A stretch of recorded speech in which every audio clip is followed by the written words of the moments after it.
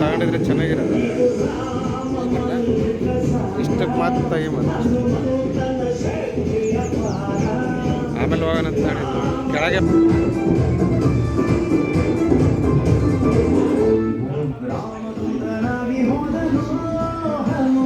ರಾಮಮುದ್ರೆ ಸೀತೆ ಬಿಟ್ಟನು, ಲಂಕೆಯ ಸುಟ್ಟು ಬಿಟ್ಟನು, ದಶಕಂಠನ ಸೊಕ್ಕನ್ನೇ ಬಿಟ್ಟಿ ನಿಂತನು. ಜೋಗಿ ಕೈ ಹನುಮಂತ ರಾಮನ ಬಡಿಸಿದ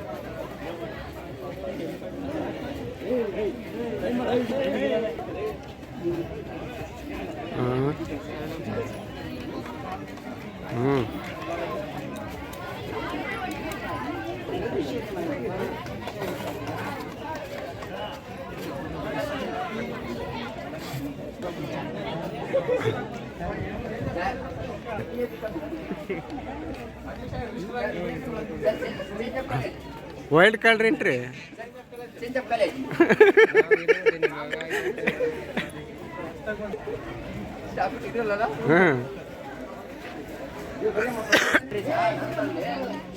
ಆಯ್ತು ನಡಿಯ ಮರ ನಿಂದ ಫಸ್ಟ್ಗೆ ಹಾಕ್ತೀನಿ.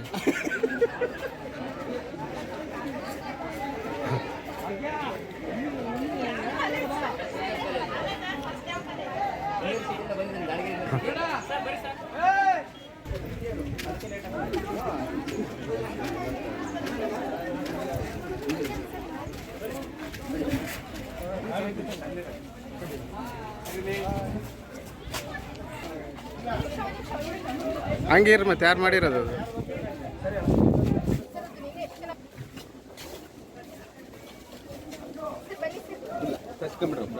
ಒಳಗ್ರಾಗ್ಬಿಟ್ಟಿವ ನಾನು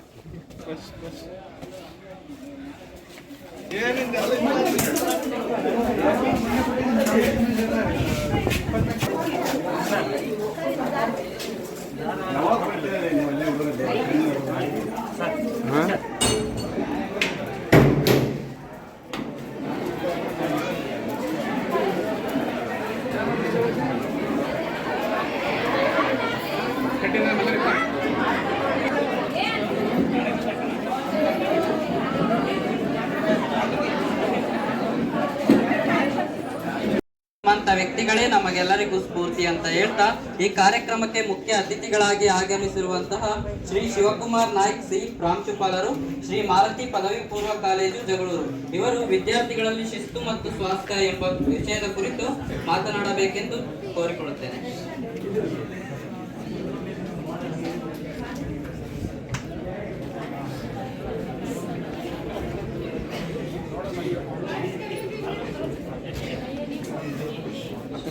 ಇರುತ್ತಲ್ಲ ಚಟ್ನಿ ಇಡ್ಲಿ ಜೊತೆ, ಆ ಚಟ್ನಿ ಏನಾದ್ರೂ ಜಿಮ್ಗೆ ಹೋದ್ರೆ ಏನಂತ ಕರಿಬೋದು?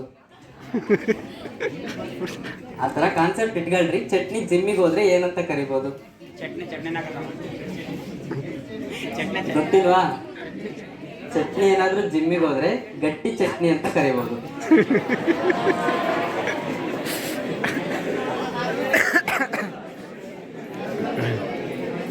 ನೆಕ್ಸ್ಟ್ ತಮ್ಮ ಅನಿಸಿಕೆಯನ್ನು ಹಂಚ್ಕೊಳಕ್ ಬರ್ತಿದ್ದಾರೆ. ಎಲ್ರಿಗೂ ಹೊಟ್ಟೆ ಸಿಗಲ್ಲ. ಡೈಲಿ 4 ಗಂಟೆಗೆ ಹೋಗಿ ಮನೆಗೆ ಊಟ ಮಾಡ್ತಿದ್ವಿ, 3 ಗಂಟೆ ಕ್ಲಾಸ್ ಮುಗಿಸ್ಕೊಂಡು, ಆದರೂ ಹೊಟ್ಟೆ ಸಿಗೋದಿಲ್ಲ. ಪ್ರೋಗ್ರಾಮ್ ಐತಲ್ಲ ಅದಕ್ಕೆ ಹೊಟ್ಟೆ ಸಿಗುತ್ತೆ ಅಲ್ವಾ? ಇಲ್ಲ, ಸರ್ ಹೇಳಿದರು.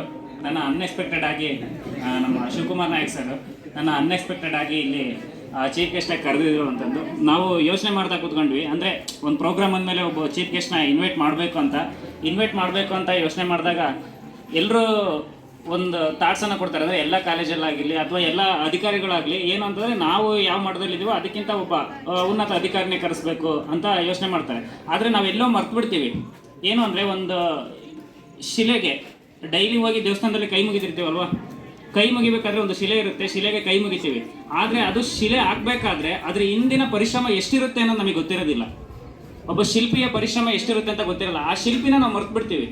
ಈಗ ನಮ್ಮ ಮುಂದೆ ಕೆಲವು ವಿದ್ಯಾರ್ಥಿಗಳನ್ನು ತೊಗೊಂಬಂದು ಬಿಟ್ಟಿದ್ದಾರೆ ಅಂತಂದರೆ ಎಲ್ಲರೂ ಕೂಡ ಈಗ ಏನಾದರೂ ಒಂದು ಕೆಲಸ ಹೇಳ್ತಿದ್ದೀರಿ ಅಂದರೆ ನೀಟ್ ಅಚ್ಚುಕಟ್ಟಾಗಿ ಮಾಡ್ತಾ ಇದ್ದೀರಿ. ಯಾಕೆ ಮಾಡ್ತಾ ಇದ್ದೀರಿ? ನೀವು ಒಂದು ಶಿಲೆ, ಈಗ ಈ ಶಿಲೆ ಹಿಂದೆ ಪರಿಶ್ರಮ ಪಡೆದವರು ತುಂಬ ಜನ ಇದ್ದಾರೆ. ಹೈಸ್ಕೂಲಲ್ಲಾಗಿರಲಿ, ಮಿಡ್ಲ್ ಸ್ಕೂಲಲ್ಲಾಗಿರಲಿ, PU ಕಾಲೇಜಲ್ಲಾಗಿರಲಿ, ಅವರನ್ನು ನೀವು ಈ ಸ್ಟೇಜಲ್ಲಿ ನೋಡೋ ಖುಷಿನೇ ಬೇರೆ ಇರುತ್ತೆ. ನಮ್ಮ ವಿದ್ಯಾರ್ಥಿಗಳು ಯಾವಾಗಲೂ ಹೇಳ್ತಾ ಇರ್ತಿದ್ರು, ಮಾಲ್ತಿ ಕಾಲೇಜ್ ಆಗಿರ್ಬೋದು, ನಲಂದ ಕಾಲೇಜ್ ಆಗಿರ್ಬೋದು, ಗೌರ್ಮೆಂಟ್ ಕಾಲೇಜು ಅಥವಾ ಔಟ್ರ ಊರಿಂದ ಬಂದಿರತಕ್ಕಂಥ ಸ್ಟೂಡೆಂಟ್ಸ್ ಆಗಿರಲಿ, ನಮ್ಮ ಸರ್ ಆ ಥರ ಇದ್ದರು, ಈ ಥರ ಇದ್ದರು, ನಮಗೆ ಈ ಥರ ಒಂದು ದಾರಿದೀಪ. ಈಗ ನಮ್ಮ ಸ್ಟೂಡೆಂಟ್ಸ್ ಹೇಳಿದ್ರು. ಹಾಗೆ ಹೇಳಿದಾಗ ನೀವು ಯಾವ ಪ್ಲೇಸಲ್ಲಿ ಇದ್ದೀರೋ, ಅಂದರೆ ಕಾಲೇಜನ್ನು ಬಿಟ್ಟು, ಮನೆಯನ್ನು ಬಿಟ್ಟು ಇನ್ನೊಂದು ಪ್ಲೇಸಲ್ಲಿ ಇದ್ದಾಗ ಆ ವ್ಯಕ್ತಿಯನ್ನು ನೋಡಿದಾಗ, ಆ ವ್ಯಕ್ತಿಯಿಂದ 1-2 ಮಾತನ್ನು ಕೇಳಿದಾಗ ಆಗೋ ಖುಷಿನೇ ಬೇರೆ. ಮತ್ತು ಆ ವ್ಯಕ್ತಿಗಳು ಕೂಡ ನಮ್ಮ ವಿದ್ಯಾರ್ಥಿಗಳು ಹೇಗಿದ್ದಾರೆ ಅಂತ ನೋಡಿದಾಗ ಅವ್ರಿಗಾಗೋ ಖುಷಿನೇ ಬೇರೆ.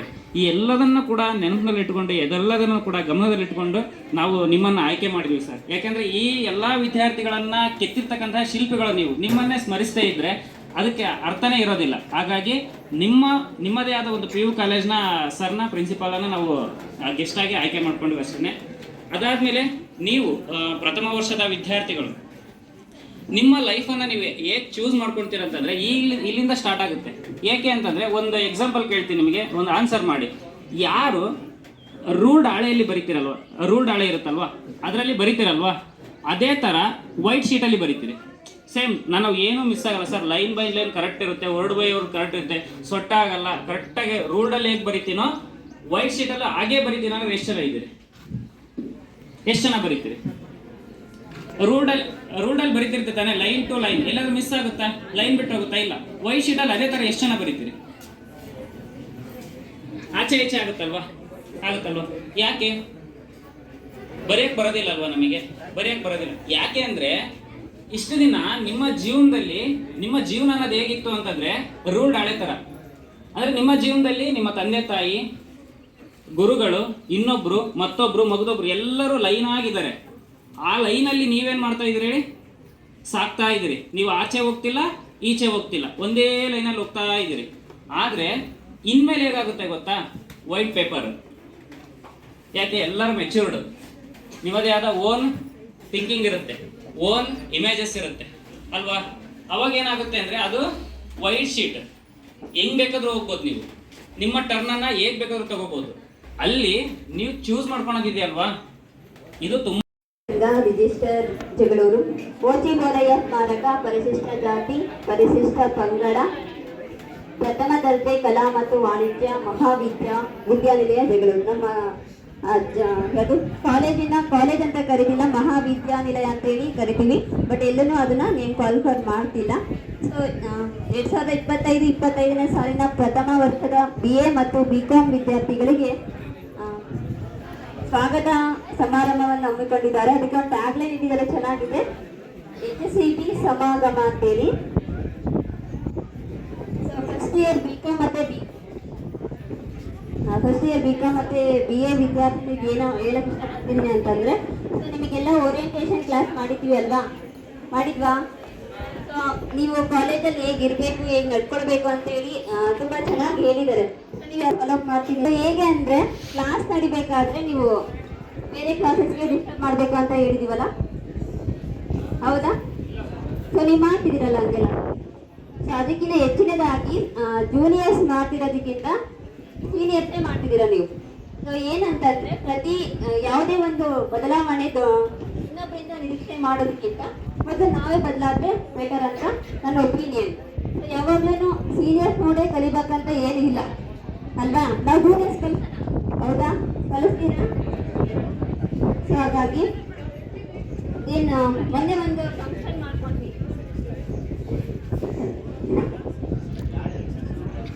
ಮೊನ್ನೆ ಒಂದು ಫಂಕ್ಷನ್ ಆಯ್ತು ಅಲ್ವಾ? ಸೊ ವಿನಯ್ ಕುಮಾರ್ ಸರ್ ಬಂದಿದ್ರಲ್ವಾ, ಅವಾಗ ಒಂದು ಕ್ವಶನ್ ಕೇಳಿದ್ರು. ಇಟ್ ಮೀನ್ಸ್ ಯಾವ್ದು ನೆನಪಿಗನ ಏನು ಕ್ವಶನ್ ಕೇಳಿದ್ರು ಅಂತ ಯಾರಾದ್ರೂ ನೆನಪಿಟ್ಕೊಳ್ಳಿರ? ಸ್ವತಂತ್ರ ಮತ್ತು ಸಮಾನತೆ, ಅದಕ್ಕೆ ಏನು ಸಂಬಂಧ ಅಂತ ಕೇಳಿದ್ರಲ್ವಾ? ಸೊ ಯಾರಾದ್ರೂ ಹೇಳ್ತೀರಾ? ಸರ್ ಕೊನೆಗೆ ನಾನು ಕೇಳ್ತೀನಿ ಅಂತ ಹೇಳಿದ್ರು, ಬಟ್ ಹೇಳಿಲ್ಲ. ಸೊ ನಾನು ಕೇಳ್ತಿದ್ದೀನಿ, ಯಾರಾದರೂ ಹೇಳ್ತೀರಾ?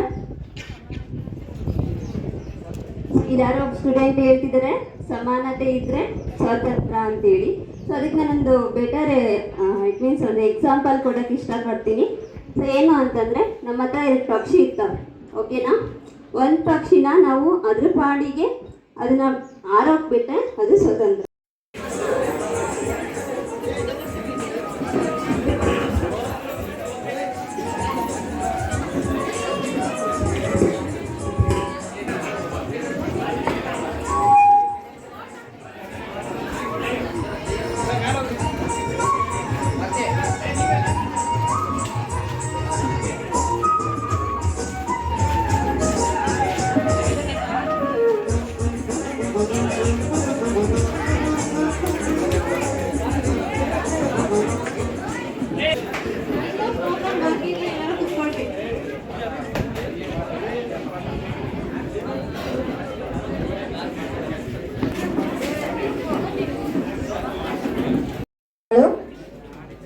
ದಾವಣಗೆರೆ ವಿಶ್ವವಿದ್ಯಾನಿಲಯ ಜಗಳೂರು ತಾಲೂಕ್ ನಾಯಕರ ಸಂಘ ರಿಜಿಸ್ಟರ್ ಜಗಳೂರು ಓಚಿ ಬೋರಯ್ಯ ಸ್ಮಾರಕ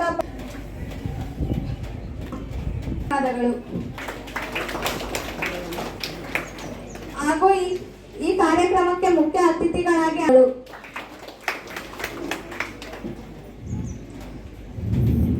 ಹಾಗೂ ಅರ್ಥಶಾಸ್ತ್ರದ ವಿಭಾಗದ ತಿಪ್ಪೇಸ್ವಾಮಿ ಸರ್ ಇವರಿಗೂ ಧನ್ಯವಾದಗಳು. ಮಂಜುನಾಥ್ ಸರ್ ಇವರಿಗೂ ಧನ್ಯವಾದಗಳು. ಹಾಗೂ ಆಗಿರುವಂತಹ ಸವಿತಾ ಮ್ಯಾಮ್ ಇವರ ಧನ್ಯವಾದಗಳು. ಕಾಮರ್ಸ್ ಡಿಪಾರ್ಟ್ಮೆಂಟ್ ನಿಶ್ಚಿತ ಮ್ಯಾಮ್ ಇವರಿಗೂ ಸಹ ಧನ್ಯವಾದಗಳು.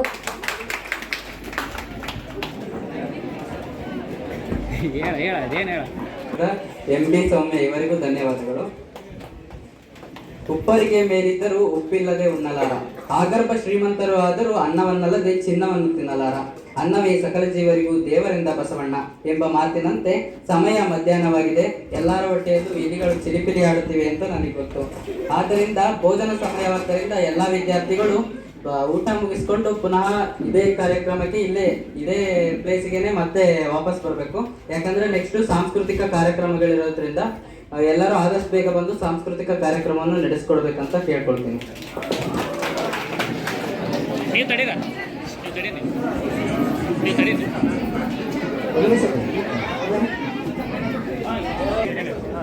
ಫಸ್ಟ್ ಇಯರ್ಸ್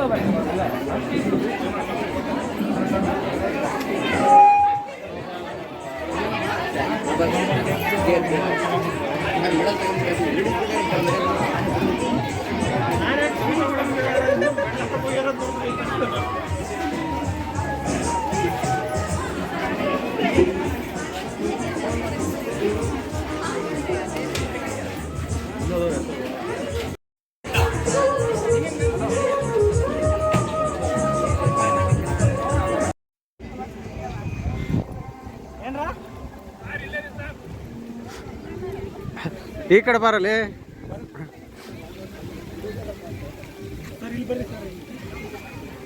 ಕವರ್ ಎಲ್ಲರನ್ನ ಕವರ್ ಮಾಡ್ಕೊಂಡು ಹೋಗ್ತೀನಿ ಬಿಟ್ರೆ.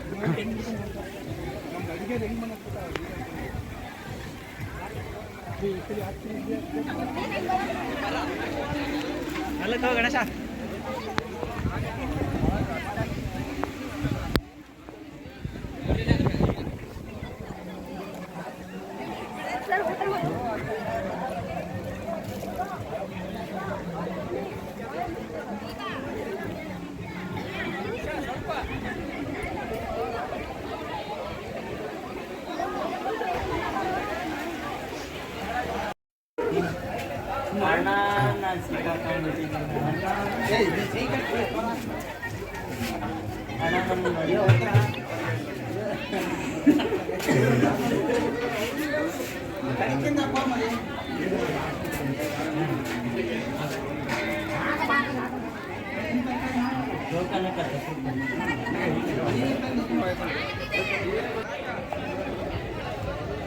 ಎತ್ತಿ